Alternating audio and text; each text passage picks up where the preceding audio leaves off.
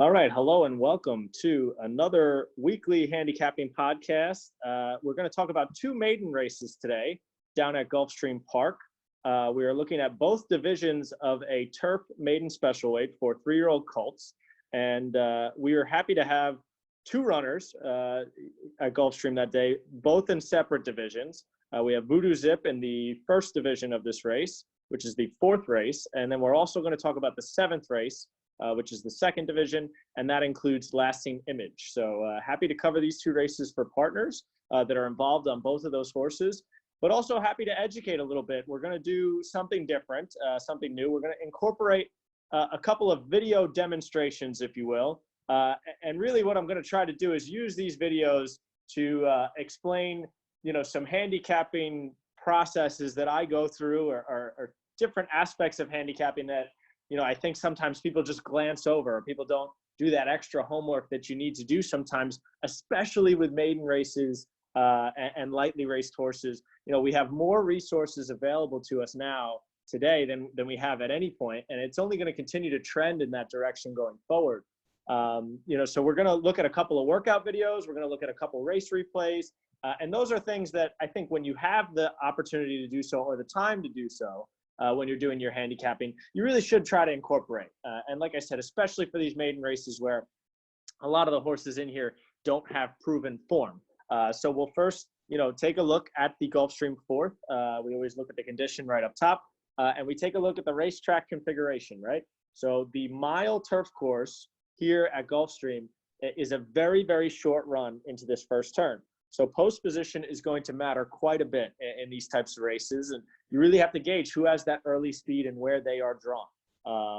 In the Voodoo Zip race, there's potentially some speed, from the inside here with the number 1 Beach Walker, who is also a fresh gelding. Sometimes you get a horse who's a little bit more focused on their job when they're running as a first-time gelding. That being said, his one turf race really was no good at all. So I really just think he's maybe a pace presence in here. I'm going to glance over the firsters because we don't know exactly what their running styles will be. This Shug McGahee runner here probably coming from a little bit off the pace.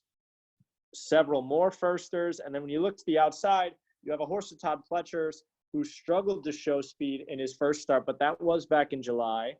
You have a horse of Chad Brown that goes blinkers off. Typically, I contribute that to a little bit less speed. And then you have Voodoo Zip, who's going blinkers on, which, typically attributes to them being a little bit more on the muscle early on. Given that we have post 10, I think jockey Tyler Gaffleone is really going to have to use our horse early. And we do have some good stalking or tactical speed. You don't know how many of the firsters to the inside are really going to be running, but, Tyler is one of the top riders at Gulfstream, and he should be able to figure that out. That's what he gets his 10% for. So now I want to talk about some of these first-time starters, and really a great resource that you have available to you now is a website called xbtv.com. You look at the different firsters and you look at the work tabs. One thing for me with work tabs is that you're looking for consistency, right? You want to see a horse working, let's say every 7, 8, 9 days. And right off the bat, you look at Uncle Fester's work tab, and this is a really steady, consistent, solid stream of works. And a lot of the times are fairly eye-catching. You see a half in 48 and change, 6th out of 43 workers. You see a bullet, 5/8 in 59, first of 12 workers. And then last time out, you see another 48 and 3, 6th of 46 runners. If you were to just look at the work tab, this looks like a very live horse here for Rusty Arnold, right? This is an exciting debut horse. I know Rusty is not a guy that maybe wins that at that high a percentage first out, but I get so many messages from partners and just other handicappers at times that say, "Wow, I got my Equibase notification. Did you see this work? This horse worked 59. It was the bullet." And people are typically very excited.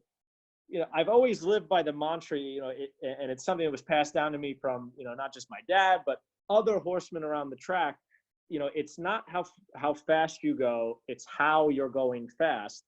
And with the beauty of a resource like XPTV, which we will switch over to now, those two really eye-catching works on the tab for Uncle Fester, we have them here on XPTV and we can watch them.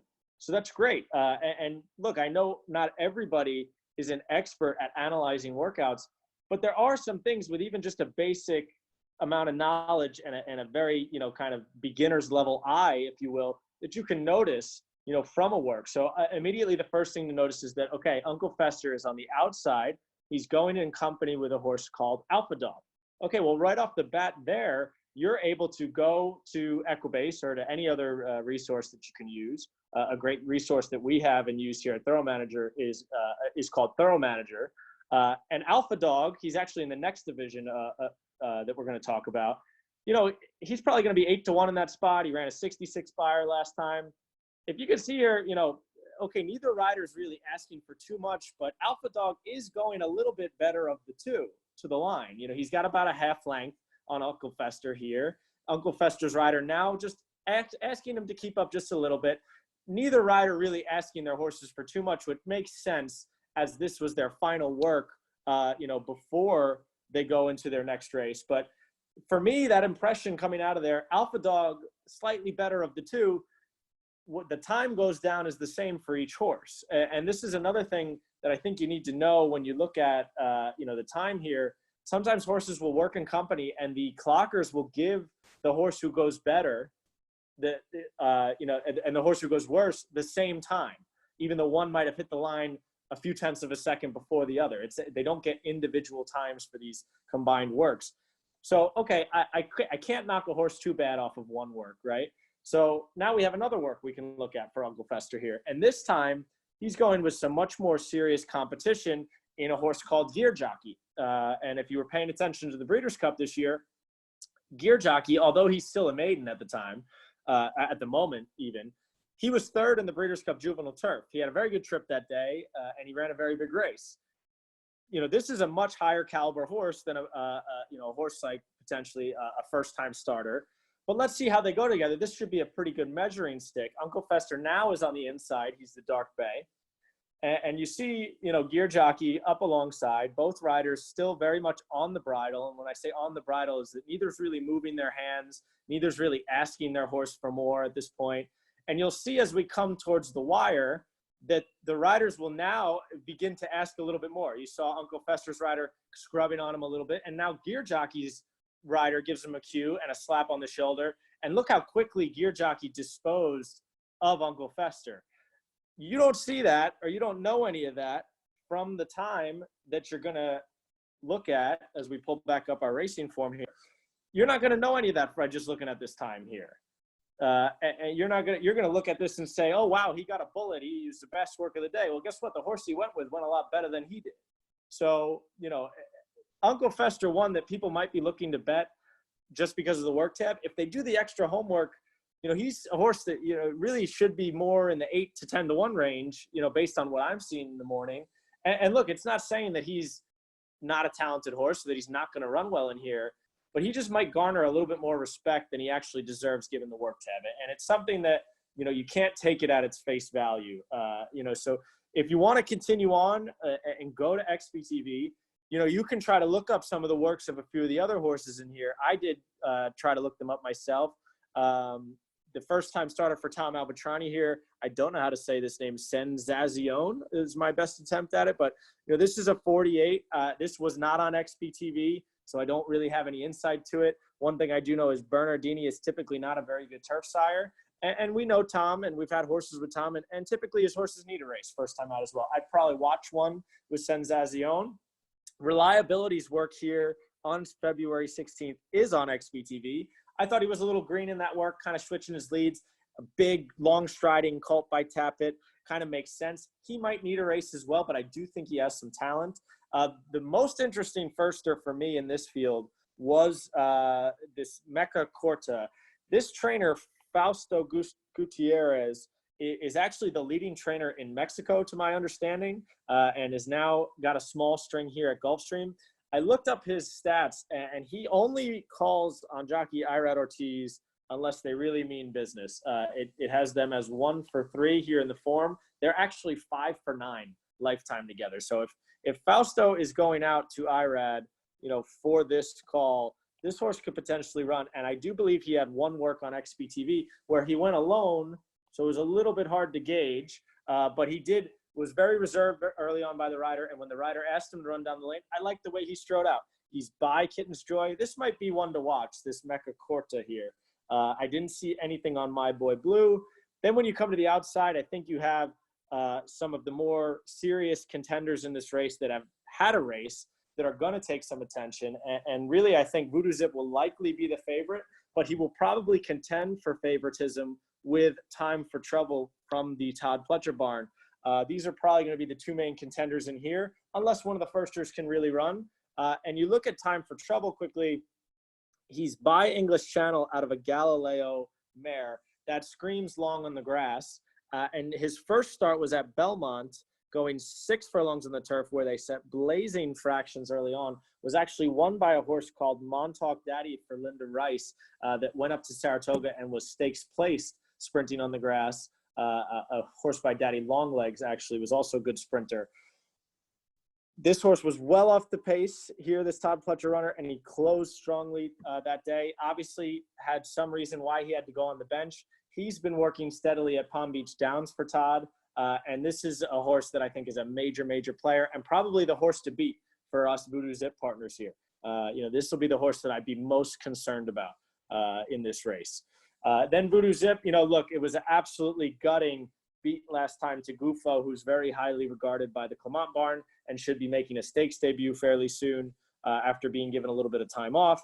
I like our spacing. I like that Danny kind of gave us a little bit of extra time to work into this race. We've been working very steadily, and we throw the blinkers on as well, which was a recommendation from Tyler last time. Just thought our horse was a little unfocused on the turn. The trickiest part for us is going to be this post position 10. Tyler really is going to have to go forward. And like I said, he's a veteran. He rides very well on this course. He's an up-and-coming young star, honestly, as a rider in the United States. And we'll trust him to get the job done. Best of luck to all the Voodoo Zip partners. Hope you understand what I was saying regarding the firsters and, really doing that extra homework to see if you have the works that you can watch. And even a substitute, if you say, Joe, I'm really not comfortable watching works and I don't think I have the ability to determine, was that a good work or not? Well, that's fine. There's also other resources you can buy, like workout reports. DRF has a great one that Mike Welsh puts out for Gulfstream. So if you, are looking for more information and you don't feel confident that you can watch the videos and figure it out yourself, go buy a workout report. I think they're like $5 for the day, and just that little extra edge can really help you out the window. Now we will move on to the second division of this Gulfstream Park Turf Maiden Special Weight. And this is the 7th race on the card. Similar size field lined up. This field, however, not as many first-time starters. Several horses with some established form. There is one first-time starter of Chad Brown's here that obviously will garner some attention at the window. That being said, Payson Park, not too many videos that come out of there unless you have a trainer that sends videos for you. Typically, XPTV is only set up at Palm Meadows and a few other locations. So no works to go on. Very interesting to me, though, and just noticing now, this is a Colorado bred. I don't think I've ever seen a Colorado bred, let alone one that costs $270,000. An interesting kind of, firster, but one from the Chad Brown barn that you obviously always have to respect. We're going to talk a little bit about a different use of video resources here. We're going to look at some replays. First things first, though, I do want to talk about the pace of this race because I do think on the form that we have, things could get very hot up front. This Rusty Arnold runner, Alpha Dog, who we actually watched in the work against Uncle Fester, he's got a 105 early pace rating, and he was kind of up on the pace last time in his first turf race. I'd expect with that inside draw, probably going to go forward again. I don't know if he's going to make the lead. You also have a Bill Mott runner with a 114 early pace figure that set a much quicker pace last time than Alpha Dog. I expect him to come out running. You also have this horse here making his first start on the grass for Ben Perkins. This is Unconquered Lee. And this was a very impressive work that is on XBTV. You should go watch. was a little washed out that day, but when the rider asked him to leave his company, he shot away. This might be a horse that really appreciates the grass and also has some speed and a very aggressive rider in Paco Lopez aboard. So you got speed from Battalion potentially, speed from Unconquered Lee, maybe a little bit of speed or stalking speed from Alpha Dog. And if you look to the outside runners, you might also have speed from Express Pharaoh, who's coming out of dirt races, a dirt race where he set the pace going 22:45. Express Pharaoh is an interesting horse as well. You see a very sharp bullet here. I don't know if there's video on that or not, but typically when you see a very sharp work that fast, you know, two back, this trainer is looking for more speed out of this horse. I would not be shocked at all if he was going towards the lead. Another thing to comment and note on about Express Pharaoh is that this is his first start on the grass, and he is out of a filly called Sea Queen, who was by Lemon Drop Kid, and she was trained by Christophe Clement. She was a stakes winner on the grass and grade 1 placed on the grass as well. Express Pharaoh could take a big move up on the turf, and don't be surprised if he shows speed and he's contending, and if he's still got more turning for home. I know his dirt races have not been that good, and he's been tiring in those, but I wouldn't be surprised at all if Express Pharaoh moved up on the grass. Now let's talk about the replays that we want to look at here. There's 2 replays I want to show you, and really what I want to do is I want to demonstrate how chart comments can sometimes be fairly misleading. So we'll take a look at the horse drawn on the rail here, Leading West. And Leading West is made 5 starts. You have some form to go off of. His first turf start, he got beat just ahead and ran a 62 buyer. His next start, though, you notice finished 6th, beaten 3 lengths, maybe a little bit of a disappointing effort. Similar buyer speed figure, however. But there's a chart comment that says stymied late in traffic. So that might lead some handicappers who are just looking at a racing form to say, oh, this horse had trouble last time. He was second in his first start on the grass. It's Jason Service who wins at 25%. Luis Saez wins a ton of races down here. This is a big contender in this race. And that might be a fair assumption to make, and this is still a horse who can win. But this chart comment is misleading, and I'll show you why in just a second. You're also going to look at the number 3 horse, This I'll Defend, for Tom Albatrani and our good friend Robert Masiello. You know, very similar chart comment for his last start, late traffic, showed interest.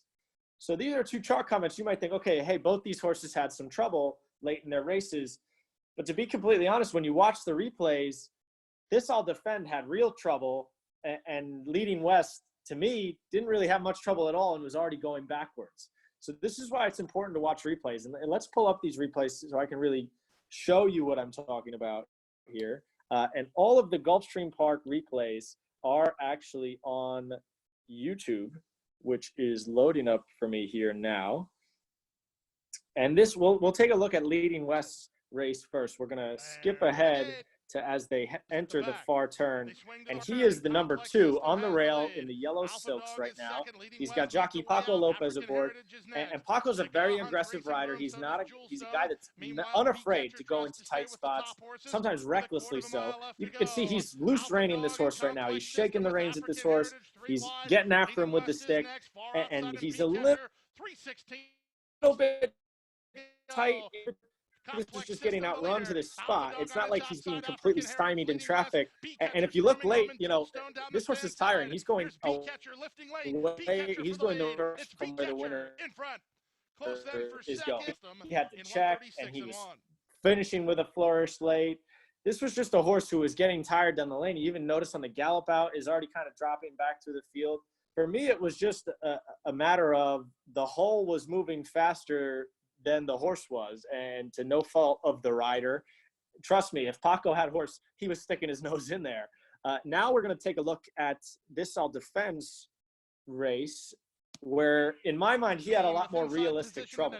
So he is actually also the 2-horse. He's out of the picture now, but he is in dark blue silks, and he is on the rail. Still out of the picture at the moment, but as you see, a lot of crowding to the inside here. The 3 is going backwards. Okay, he's now in the picture here in the blinkers. He's the number 2. Chris Londeros, his rider that day, is having a horrible meet down at Gulfstream. He really just can't get anything going. Now he switches outside of the 4 to try and get some luck. Now he's kind of tight in between who the eventual winner, the 10 is, and the 6 over the top. These are your top 2. And always kind of, looking for that clean run, finally going to get it now and moving forward at the end. So this was really just, never severe checking, but constant crowding and never really having a clear path to produce a run, while 2 horses he was right next to were able to have those clear paths and produce their runs going forward. He actually galloped out very nice, even though this video cut it off here. I think This I'll Defend had a lot more legitimate trouble than a horse like Leading West. When you go to look at the tote board, and I pulled up the wrong race here, back on our racing form. When you go to look at the tote board, don't be taking a shorter price on Leading West than you're going to be getting on This I'll Defend, if that's the case. Look, at This I'll Defend still might get bet more than Leading West in here, but don't let these chart comments fool you. There's traffic and there's trouble, but there's different kinds of it, and you have to be able to interpret it well, and that's why watching replays comes so much into effect. For me, this race with the speed that's signed on, I do think This I'll Defend is a major, major player in here. And I also think that that our runner, Lasting Image, is a major player in here. To be completely honest, I think our trainer, Kelly Rubley, kind of just gave him a start last time. I really do believe that 5 furlongs is not going to be this horse's game at all. I think he's going to love the stretch out to a mile. His sire, Imagining, was very good as a turf router, a turf marathoner even. So I think the more distance is going to be right up his alley. I think second time out is going to be a much better effort for Lasting Image. Kelly has great numbers going from sprinting to routing, actually boasts a positive ROI in that sense. And I really do expect, the main runners in here to be This I'll Defend, Lasting Image, and the other horse that I'm going to use in here is probably Unconquered Lee, just because that turf work that I was able to watch was so impressive. He is one that is going to, hopefully have Paco rating a little bit more than sending. And another horse, to talk about, like I said, maybe Express Pharaoh, improves on the grass with his pedigree, and a lot of these American Pharaohs have been very good on the grass as well. He's one that I wouldn't be shocked to see improve. And then, you've got a Chad Brown Firster that I'm more than likely going to try to play against in this race. But you never know. Chad's always liable to pop.